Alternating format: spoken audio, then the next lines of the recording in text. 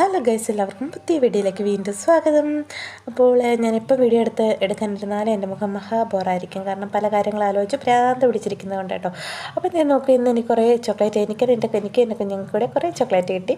അപ്പോൾ എൻ്റെ ഹസ്ബൻഡ് ഒരാൾ വന്ന ആളുടെ കൊടുത്തു വിട്ടേ കേട്ടോ. അപ്പോൾ കല്യാണം കഴിഞ്ഞതിന് ശേഷം ആദ്യമായിട്ടാണ് വെളിയിൽ പോകുന്നതും അങ്ങനെ എന്താ പറയുക, അങ്ങനെ ഒരു ഗിഫ്റ്റ് കിട്ടുന്ന ആദ്യമായിട്ടാണ് കേട്ടോ. അപ്പോൾ ഞങ്ങൾക്ക് എല്ലാവർക്കും ഭയങ്കര ത്രില്ലും സന്തോഷമാണ്. അപ്പം എൻ്റെ കയ്യിൽ ഒതുങ്ങുന്ന രീതിയിൽ വെച്ച് കുറച്ച് സാധനങ്ങളെ കൊടുത്തു വിട്ടുള്ളൂ. മതി, ധാരാളമാണ് ഞങ്ങൾക്കത്.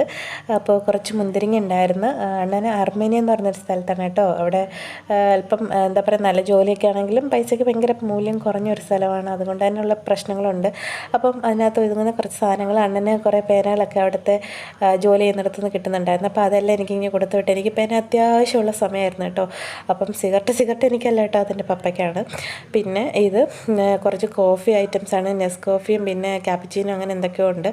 പിന്നെ ഒരു സ്പ്രേയും പിന്നെ മറ്റുള്ള എന്താ പറയുക, വിയർപ്പിൻ്റെ ഇതറിയാതിരിക്കാൻ വേണ്ടിയുള്ള ചെറിയ എന്തോ ഒരു സാധനം, എൻ്റെ പേര് ഞാൻ മറന്നുപോയി.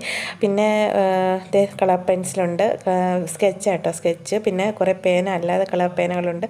അങ്ങനെ കുറച്ച് സാധനങ്ങൾ ഞങ്ങൾക്കിന്ന് കിട്ടി. പിന്നെ ഇത് അണ്ണനൊരു എന്താ പറയുക, മറ്റേ ചാർജറിൻ്റെ മറ്റേ പേര് ഞാൻ മറന്നുപോയപ്പോൾ ആ സാധനം കേട്ടോ.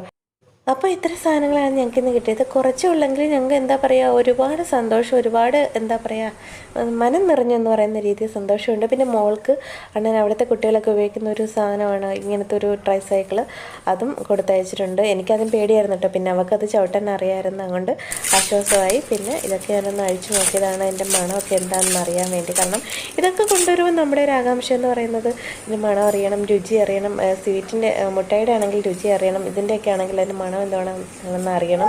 അപ്പോൾ അതൊക്കെയാണ്. ഇത് റെക്സോണയുടെ പ്രോഡക്റ്റാണ് കേട്ടോ.